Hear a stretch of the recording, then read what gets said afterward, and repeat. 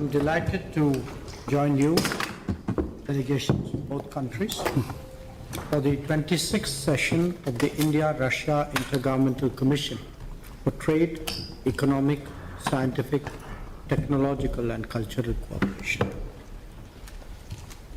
We are meeting here after about 10 months since the last session in November 2024 in New Delhi.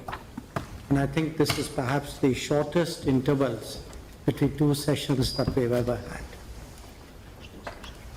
Over the last 4 years, Excellency, our bilateral trade in goods has increased, as you have noted, from fivefold, from $13 billion in 2021 to $68 billion in 24-25, and it continues to grow. However, a major trade balance has accompanied the growth. It has increased from 6.6 billion to 58.9 billion, which is about 9 times. So we need to address that urgently.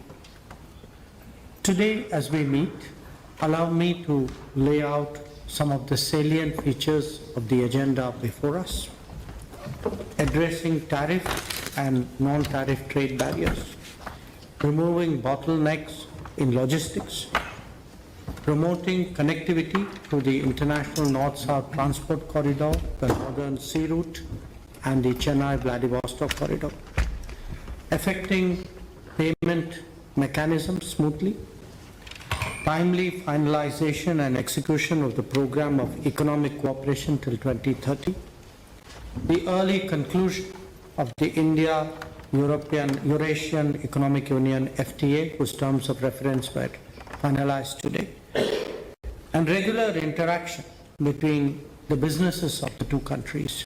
These are among the key elements. They will not only help to address the imbalance and grow our trade, but also hasten the timely achievement of our revised trade target of $100 billion by 2030. Colleagues, we are all acutely aware that we are meeting in the backdrop of a complex geopolitical situation. Our leaders remain closely, regularly engaged. They provide us wise and practical guidance to our special and privileged strategic partnership. We have had 2 in-person meetings last year and are personally committed to further advancing our strategic partnership. Today, as we meet here for the IRI-GCTEC, allow me to make some suggestions on how we can improve our efficiency and rise to the occasion of deepening our economic cooperation. One, the various working groups and subgroups could perhaps take a more creative and innovative approach towards their respective agendas. The challenges posed by the larger landscape that I mentioned require us to do so. And this should be done in a manner in which it works for both sides.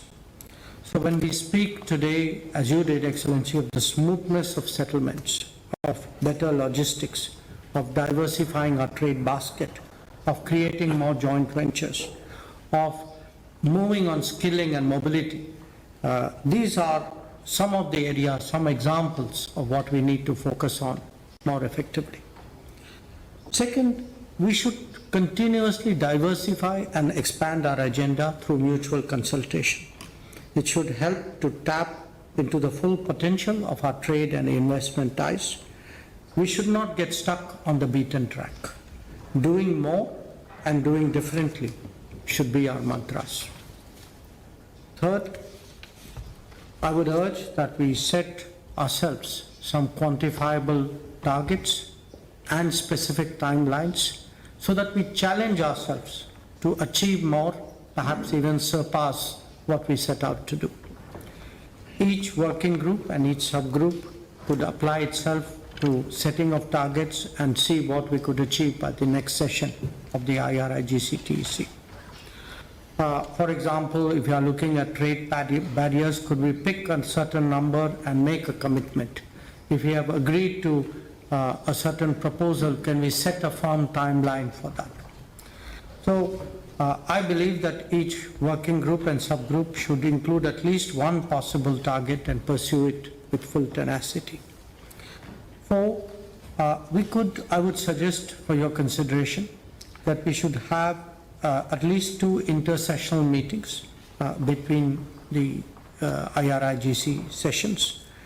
We could also do a virtual midterm review with all the co-chairs like we did in 23. It will certainly help us to take corrective measures and come up with adjustments which are required. To make that happen, I think it would also be useful if we each one designate a clearinghouse for the IRIGC TEC on both sides, who will remain in touch.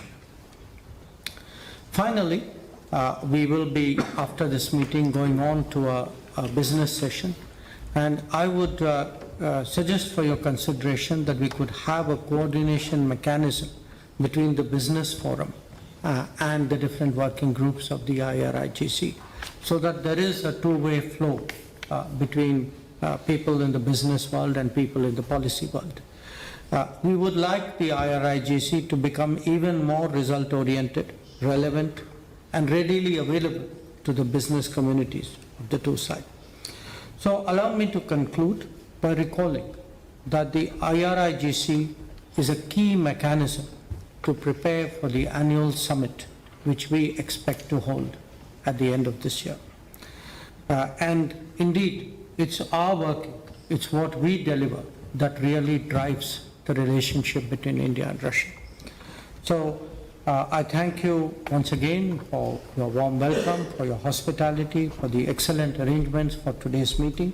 I look forward to our fruitful discussions. Thank you.